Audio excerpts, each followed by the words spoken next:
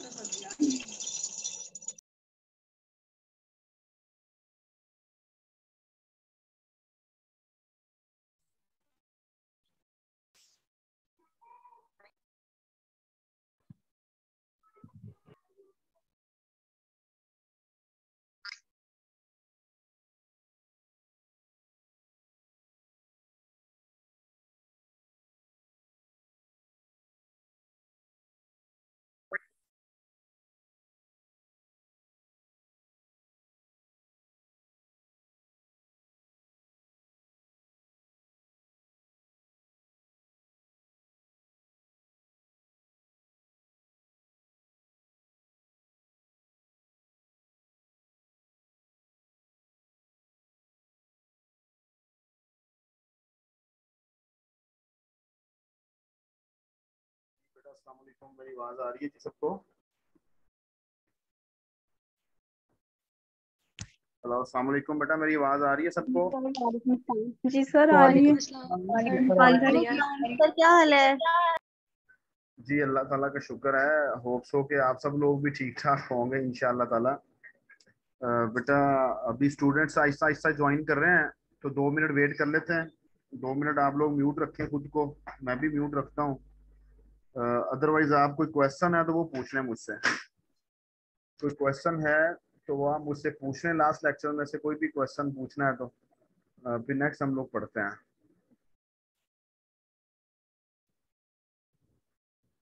Last time बेटा हम लोगों ने थोड़ा सा ये सेंट्रल प्रोसेसिंग यूनिट के बारे में, जो कि आपको नज़र आ रहा है, ये पढ़ा था।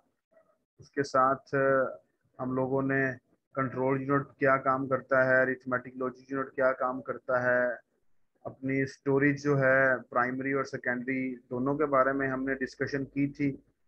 We try to understand about primary storage and then we try to understand about secondary storage. क्योंकि हम लोग स्टोरेज यूनिट के बारे में डिस्कस कर रहे थे, उससे पहले हम लोगों ने आउटपुट यूनिट के बारे में देखा था, इनपुट यूनिट के बारे में देखा था।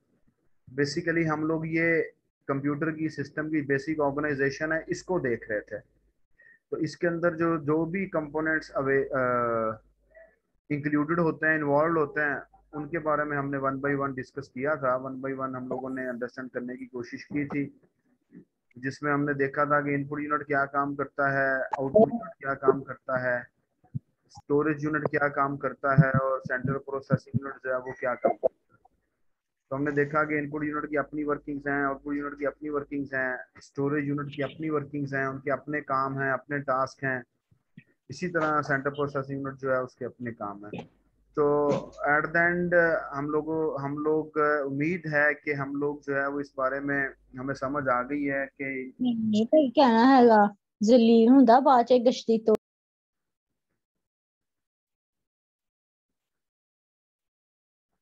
Nimra please mute your mic. ये कुछ लोग हैं वो मेरे ख्याल से अपना माइक अनम्यूट करके भूल जाते हैं, या उनसे मिस्टेकनली हो जाता है। आप लोग अपना माइक जो है वो कोशिश किया करें, म्यूट किया करें। म्यूट करके अपने माउस को थोड़ा सा साइड पे कर लिया करें, ताकि आपका माउस जो है ना वो उसके साथ किसी भी तरह की छेड़खानी ना कर सके। तो अपना कोशिश किया करें अपना माइक जो है ना वो म्यूट रखा करें। तो बेटा कोई क्वेश्चन किसी को है तो शाबाश पूछ लें, जो हम लोगों ने लास्ट टाइम पढ़ा था। अभी लास्ट पर हमारे पास जो है दैट इज, ये हमने डिस्कस तो किया था। इस चीज को हम लोग लास्ट स्लाइड को दोबारा से थोड़ा सा देखते हैं, और देन हम लोग नेक्स्ट मूव करेंगे अपने नेक्स्ट टॉपिक्स की तरफ। ये जो लास्ट स्लाइड है इस चैप्टर की, बेसिकली वो हमें इस स्लाइड के अंदर इस चीज के बारे में बताना चाह रहा है कि सिस्टम क्या होता है। कोई भी सिस्टम हो, कोई भी सिस्टम हो। अब आपकी यूनिवर्सिटी है, इसका एक सिस्टम है, बट यूनिवर्सिटी का जो सिस्टम है ये कंपोज्ड ऑफ डिफरेंट कंपोनेंट्स हैं। ये कंटेन करता है बहुत सारे कंपोनेंट पर। मींस जिसके अंदर आप देखें कि एडमिशन का एक कंपोनेंट है, एक एग्जामिनेशन का कंपोनेंट है, एक रजिस्ट्रेशन का डिपार्टमेंट है। हम लोग उनको कंपोनेंट्स कह लेते हैं ना, क्योंकि हम लोग अपने कंप्यूटर सिस्टम को समझना चाहते हैं। अब अगर हम कंप्यूटर सिस्टम की तरफ आ जाएं तो कंप्यूटर सिस्टम के अंदर हमारे पास मल्टीपल कंपोनेंट्स हैं जी। एक इनपुट यूनिट होता है, एक आउटपुट यूनिट होता है, एक स्टोरेज यूनिट होता है और एक सेंट्रल प्रोसेसिंग यूनिट होता है। So these are the components of system. और हमें सिस्टम से क्या चाहिए? हमें सिस्टम इस काबिल बना दे कि हम क्लास पढ़ सकें। हमें सिस्टम इस काबिल बना दे कि हम लोग ऑनलाइन मूवीज देख सकें। हमें सिस्टम जो है वो इस काबिल बना दे कि हम लोग सॉन्ग सुन सकें, असाइनमेंट्स बना सकें, अपनी प्रोग्रामिंग कर सकें।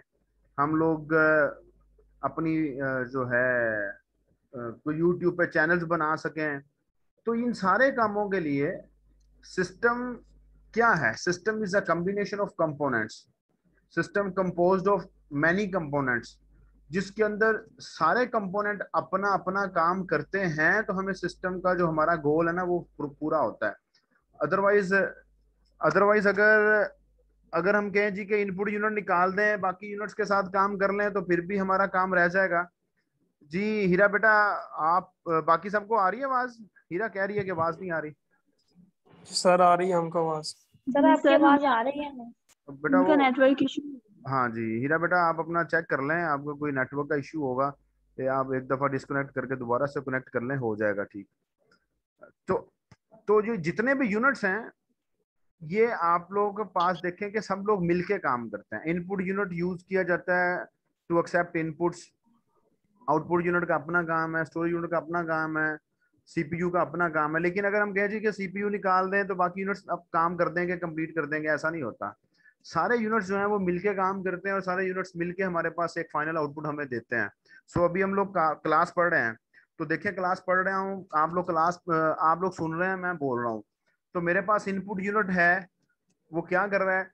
वो मेरी वॉइस को एज एन इनपुट एक्सेप्ट कर रहा है।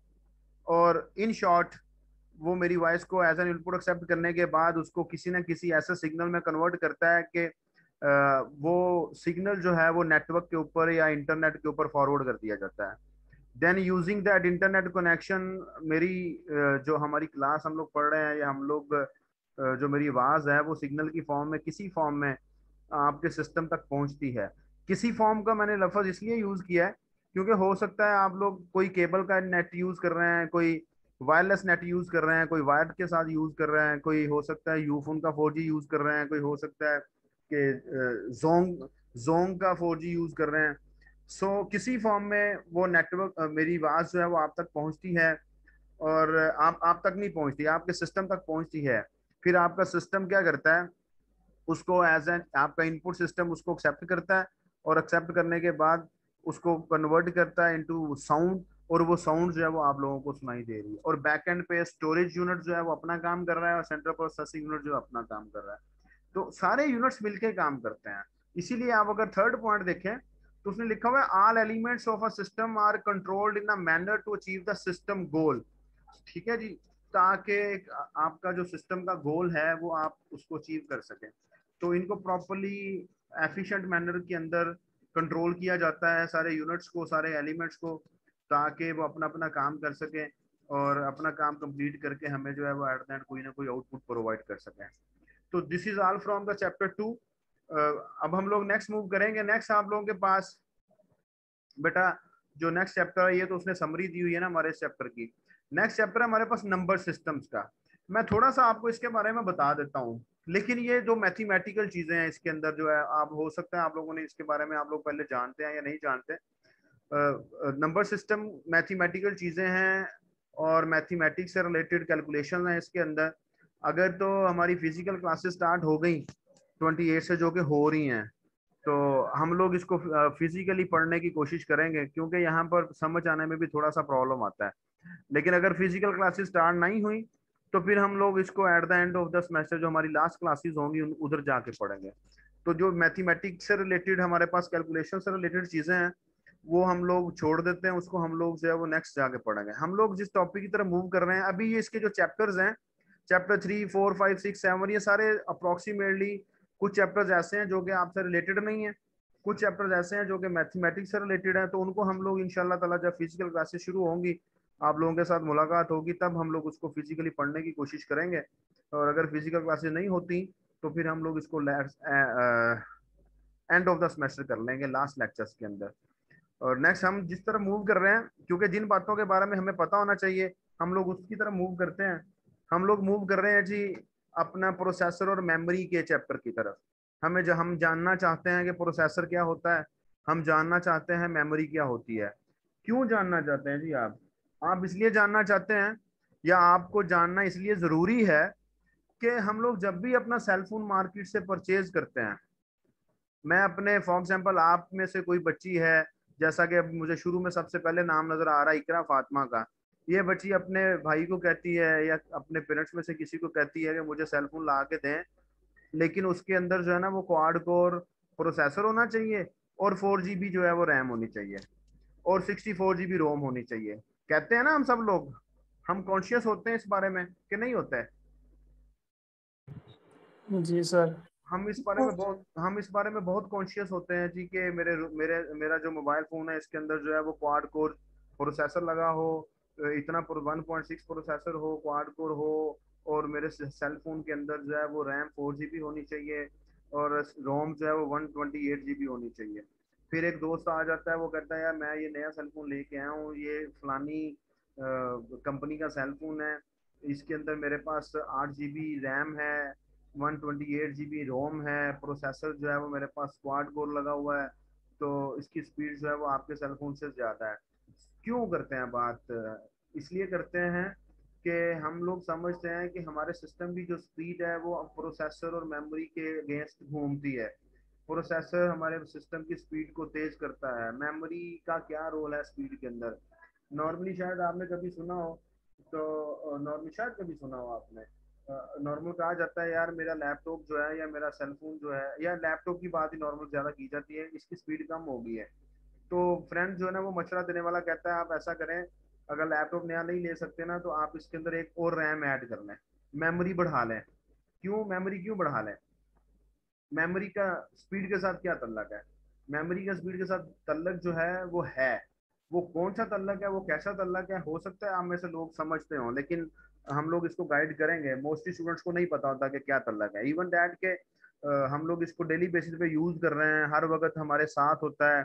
हम सोते हैं तो सेल फोन को अपने साथ रख के सोते हैं, उठते हैं तो सबसे पहला काम ही हमारा, आंख बाद में खुलती है और सबसे पहला हमारा हाथ जो है वो सेल फोन की तरफ मूव करता है कि कहीं गिर तो नहीं गया, कहीं उठा के तो नहीं ले गया कोई, या मतलब जो भी चीजें हैं। तो प्रोसेसर एंड मेमोरी बहुत जरूरी है, जानना बहुत जरूरी है, एक नॉर्मल स्टूडेंट के लिए भी जानना बहुत जरूरी है। एक तो हम लोग जानते हैं जी इसका कंप्यूटर के साथ क्या लिंक है। अब इसका सिर्फ कंप्यूटर के साथ लिंक नहीं रहा, अगर इसका सिर्फ कंप्यूटर के साथ लिंक होता तो हो सकता था हम आपको इतनी ज्यादा बातें ना बताते। अब इसका आपकी डेली लाइफ के साथ लिंक आ गया है, इसके बगैर अब हमारी जिंदगी जो है वो मूव ही नहीं करती। क्यों? क्योंकि we are very conscious, we are very needy about processor and memory. हम लोग हर वक्त जो है एक प्रोसेसर और मेमोरी की किसी न किसी शक्ल को अपने पास अपने साथ लेके मूव कर रहे होते हैं। That is in our cell phone, जो कि सेल फोन के अंदर अवेलेबल होता है, जो कि मोबाइल फोन के अंदर अवेलेबल होता है। अच्छा, मोबाइल फोन से याद आया कि हम लोग अपने मोबाइल फोन को, वैसे तो ये फोन है, इसको मोबाइल फोन क्यों कहते हैं? सर इस वजह से कि हम इसे किसी भी टाइम किसी वक्त भी कहीं भी लेके जा सकते हैं। जी कोई और जी? बिल्कुल सही कह रही है बच्ची, लेकिन कुछ इसको थोड़ा सा हम लोग टेक्निकल किसी चीज के साथ जोड़ते हैं, दैट्स वाई हम इसको मोबाइल कहते हैं। कोई और बच्चा बता सकता है? सर मोबिलिटी का मतलब होता है कि मुतहर्रक होना, तेज होना, ये बहुत फास्ट है इसलिए भी कहा जा सकता है। सही है, बिल्कुल सही कह रहे हैं। अच्छा, अब बिल्कुल सही कह रहा है जी काश भी। बेसिकली एक वर्ड है जिसका नाम है मोबिलिटी। मोबिलिटी से मुराद होता है movement from one place to another place, जैसे अभी आपका क्लास फेलो कह रहा था। अब देखें कि हम लोग कहते हैं जी पुलिस मोबाइल, वो पुलिस मोबाइल जा रही है।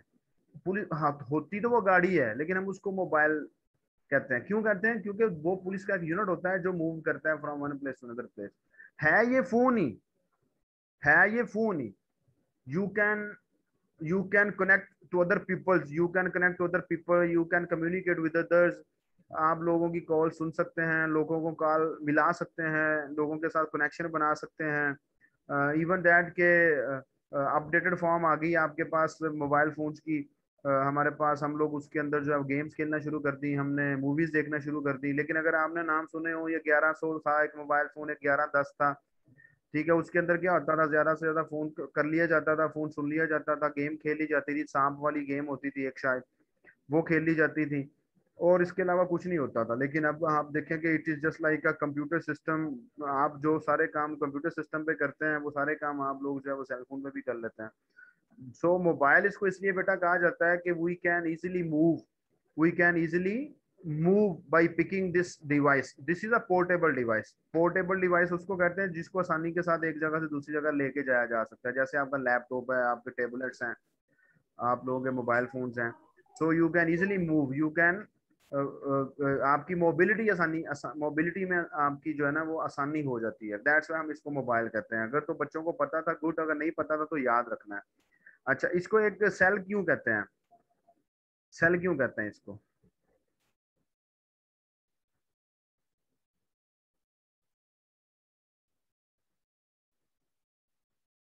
है जी आइडिया किसी को?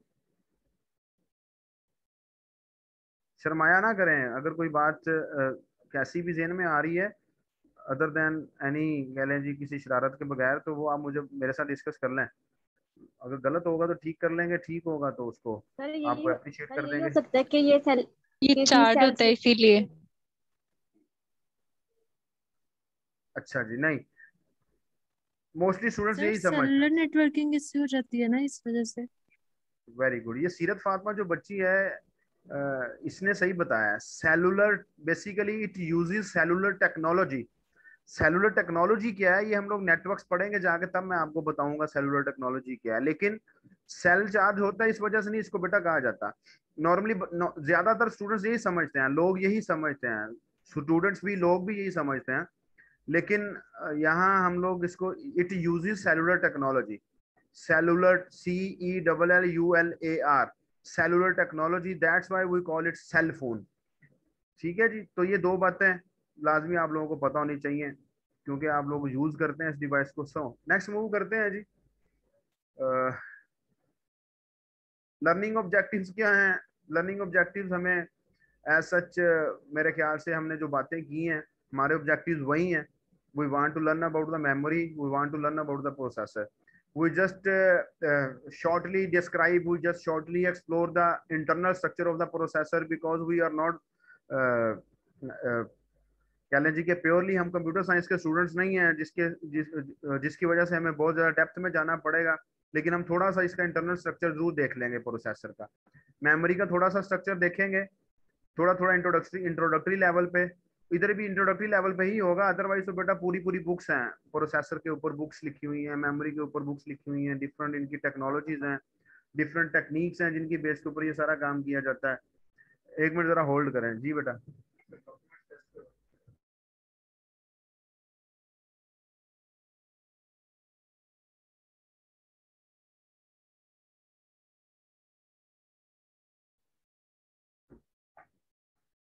Determining the speed of the processor, हम लोग थोड़ा सा इसके बारे में देखेंगे कि how to determine the speed of the processor. But actual में क्या है, कैसे जाके स्पीड को डिटरमिन किया जा सकता है, बढ़ाया जा सकता है, उसकी तरफ हमारा इतना ज़्यादा कंसर्न नहीं होना, क्योंकि हम लोग कंप्यूटर साइंटिस्ट तो नहीं है।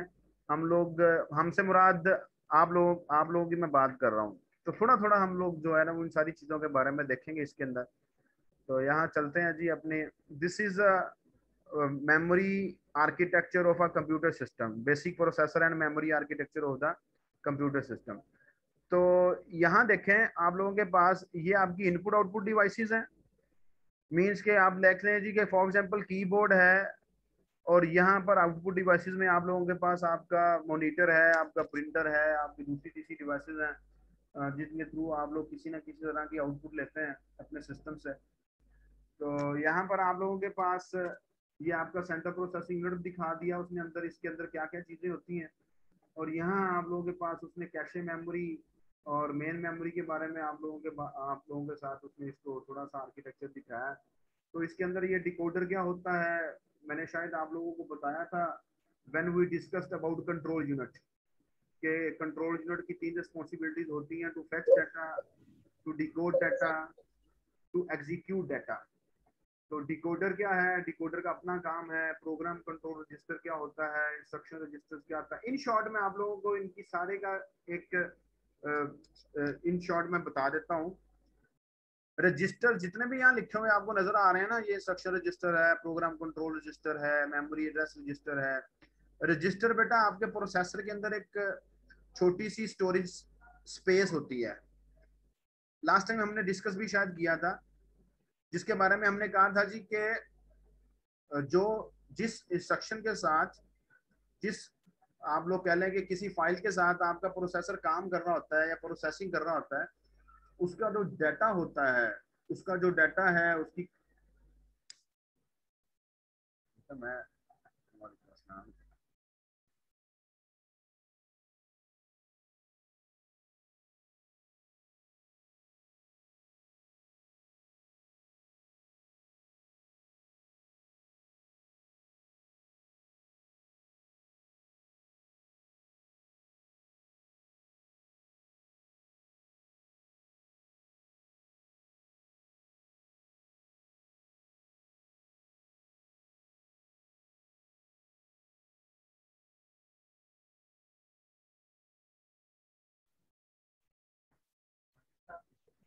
लाइट ऑन है ना उनके ऑफिस की, इधर ही होंगे।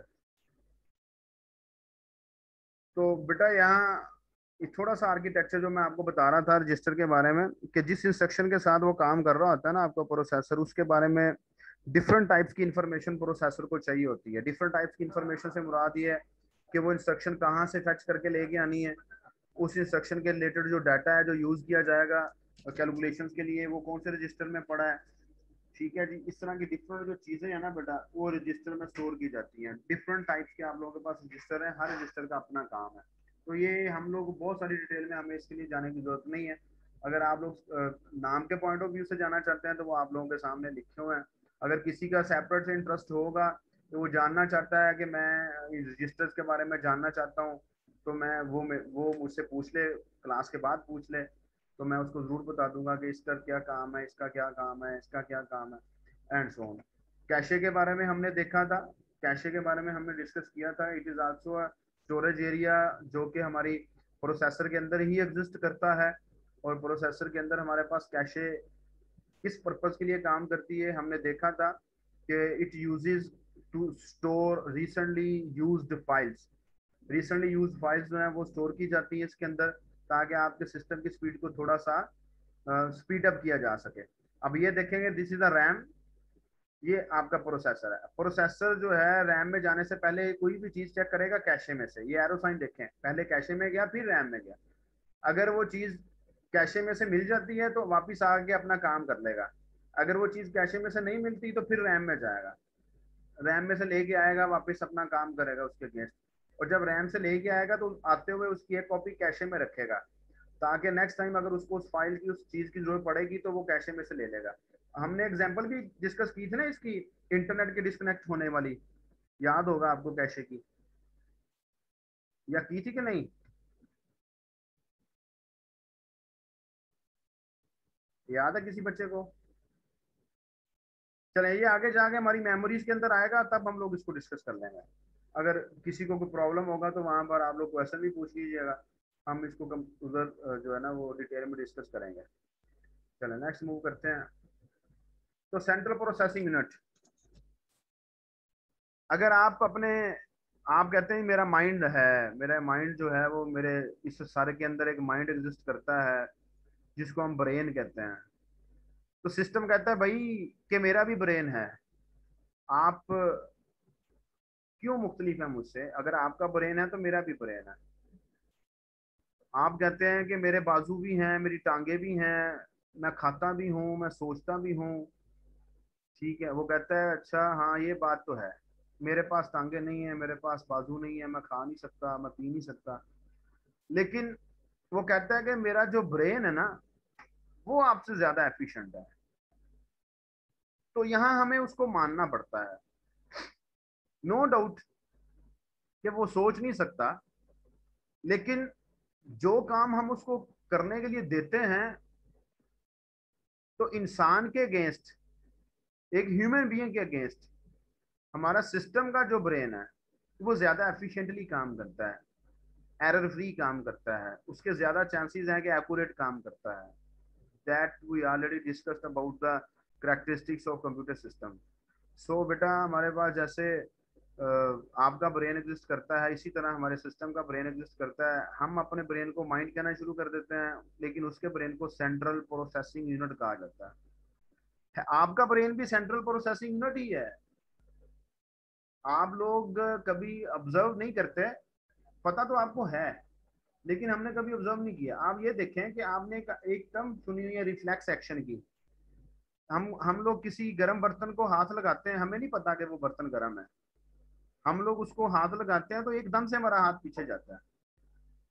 अब हमने तो सोचा भी नहीं, लेकिन हुआ ये कि हमारे ब्रेन ने मेरे बाजू को इंस्ट्रक्शन सेंड की, मेरे ब्रेन ने इतनी स्पीड के साथ फील किया कि वो बर्तन जो था वो तो गर्म था, ठीक है जी।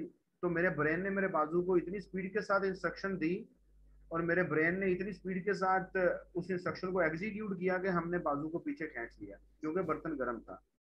तो इसी तरह आपका ब्रेन काम कर रहा है, उसी तरह हमारे सिस्टम का ब्रेन काम कर रहा है। उसको डिफरेंट पर्पसेस के लिए यूज किया जाता है। हम अपने ब्रेन को पढ़ने की बजाय किसी और पर्पज के लिए यूज कर लेते हैं। So the brain of a computer system performs all major calculations and comparisons. Major से मुराद ये नॉर्मली आप कह लेंगे ऑल कैलकुलेशंस एंड कंपैरिजन।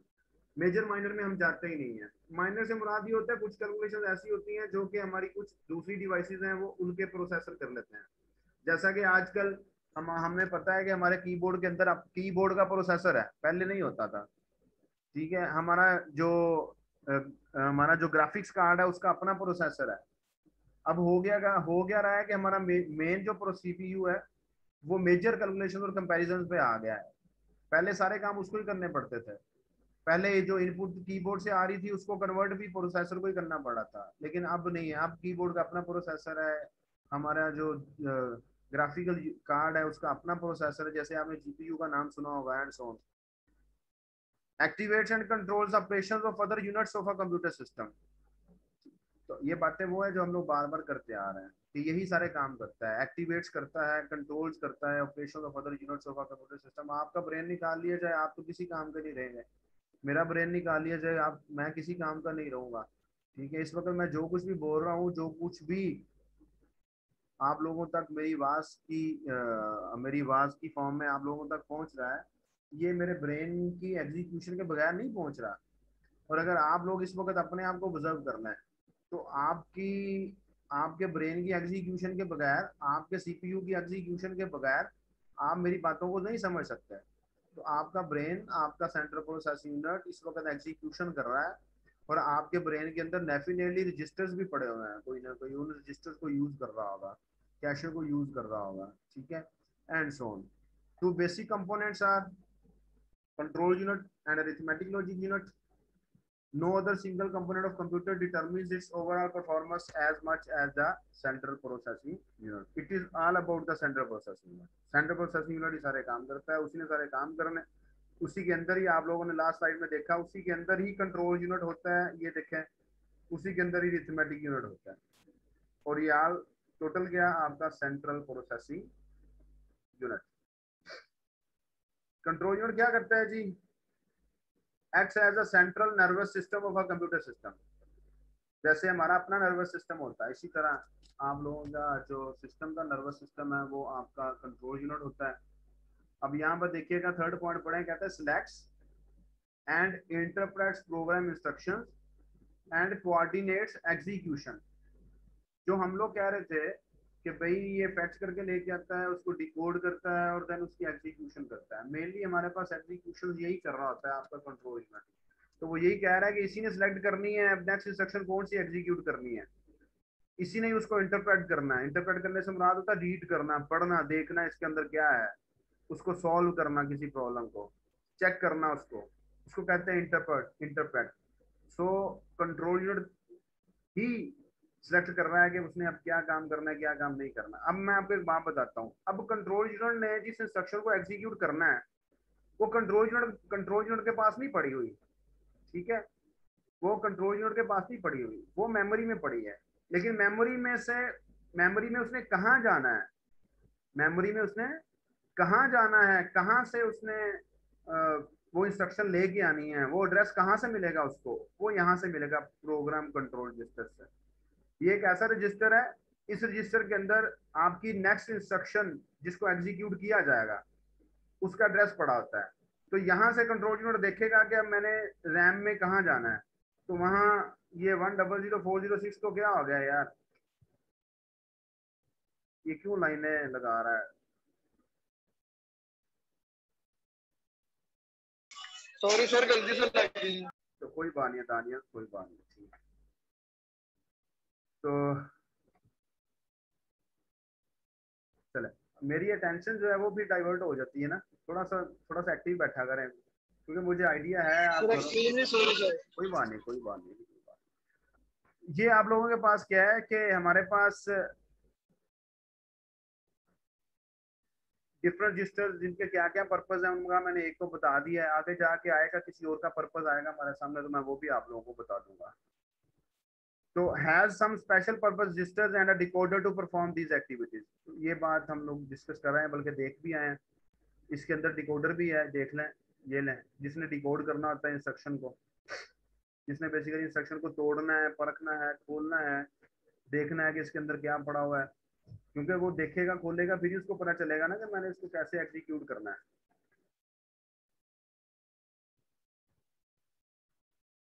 जी बेटा।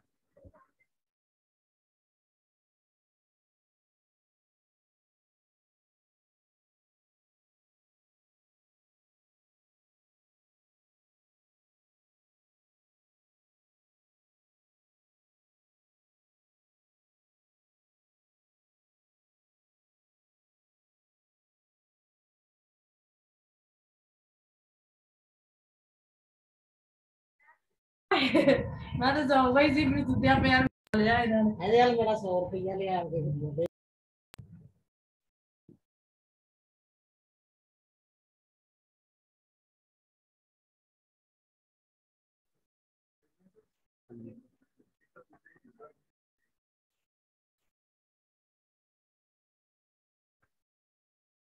जी बेटा, यहाँ तक कोई क्वेश्चन है तो पूछें।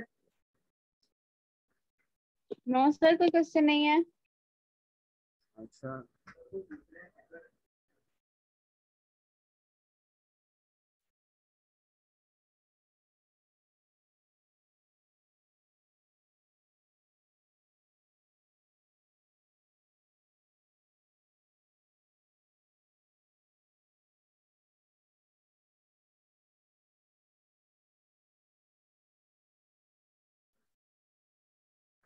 चले नेक्स्ट मूव करते हैं जी।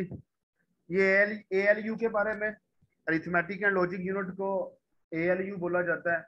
अब बार बार मैं म्यूट इसलिए कर रहा हूँ कि ऑफिस में बैठा क्लास पढ़ा रहा हूँ, बच्चे आते जाते हैं और बच्चों को ना आज बहुत जल्दी है, क्योंकि आजकल शायद उनके स्कॉलरशिप्स के फॉर्म वगैरह जमा हो रहे हैं, तो उनको कुछ चेक्स वगैरह मिलने हैं, तो बच्चे आके फिर अजीब सा मुंह बना कर रिक्वेस्ट करते हैं कि जल्दी से करते हैं, इशारा करते हैं, क्योंकि पता तो उनको चल जाता है मैं क्लास पढ़ा रहा हूँ, और फिर इसलिए उनका भी साथ साथ काम करना पड़ता है, इसलिए मैं बार बार म्यूट कर रहा हूँ, तो आपने परेशान नहीं होना। Arithmetic logic unit, in short इसको ALU भी बोलता है। इसको आपने डायग्राम में देखा कि ये भी हमारे पास आपके सेंट्रल प्रोसेस यूनिट का एक कंपोनेंट है, और इसके बारे में अगर मैं आप लोगों को बता सकूं कि ये क्या काम करता है, बल्कि हम लोग पहले लास्ट लेक्चर में पढ़ के भी आए थे, हमें बताने की जरूरत नहीं है, बल्कि यहाँ भी लिखा ही हुआ है।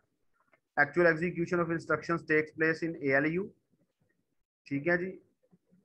हम लोगों ने कहा था कि कंट्रोल यूनिट एग्जीक्यूशन कोऑर्डिनेट करता है, लास्ट स्लाइड में चलते हैं, ये देखें, कोऑर्डिनेट्स एग्जीक्यूशन, लेकिन जो एग्जीक्यूशन होती है एक्चुअली वो आप लोगों के पास आपके अरिथमेटिक एंड लॉजिकल यूनिट में होती है सम स्पेशल पर्पस रजिस्टर्स। वो रजिस्टर्स कौन से इसके अंदर अवेलेबल हैं ये लिखे हुए हैं। एक जनरल पर्पस रजिस्टर है, यहाँ पर भी हमारे पास एक जनरल पर्पस रजिस्टर है, और यहाँ पर भी जनरल पर्पस रजिस्टर है।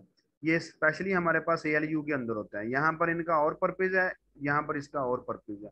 और अक्यूमुलेटर रजिस्टर जिसके अंदर हमारे पास एक्यूमुलेशंस करके डाटा को स्टोर किया जाता है। एक्यूमुलेशन से मुराद कि आप लोग कोई वैल्यू रख रहे हैं, कोई 2 वैल्यूज ऐड करके उसका रिजल्ट रख रहे हैं, या आप उनसे रिलेटेड कोई भी तीसरा टास्क कर रहे हैं, उसका डाटा जो है वो क्यूमुलेटर रजिस्टर में रख रहे हैं। तो क्यूमुलेटर रजिस्टर में ही डाटा रखा जाता है, जिसके बारे में हम कह रहे थे कि आप लोगों के पास आप एग्जीक्यूशंस करते हैं और वो डाटा जो है वो कहीं ना कहीं स्टोर किया जाता है, वो डाटा रजिस्टर में ही रखा जाता है।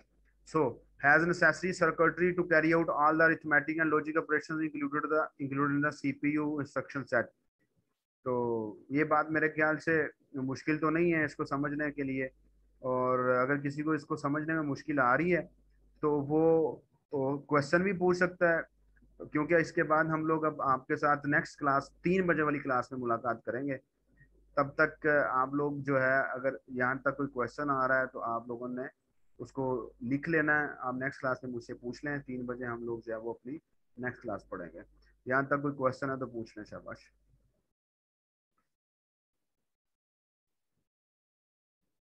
और मुझे बताएं जरा कि आपके डिपार्टमेंट वाले क्या कह रहे हैं अबाउट फिजिकल क्लासेस। चले नेक्स्ट क्लास में पूछते हैं आपसे, नेक्स्ट क्लास में डिस्कस करते हैं। सर डिपार्टमेंट वाले कह रहे हैं कि 28 को। ठीक है सर, नेक्स्ट क्लास में बड़ा डिस्कस करते हैं। अपना ख्याल रखिएगा बेटा, नेक्स्ट क्लास में। अल्लाह हाफ़िज़।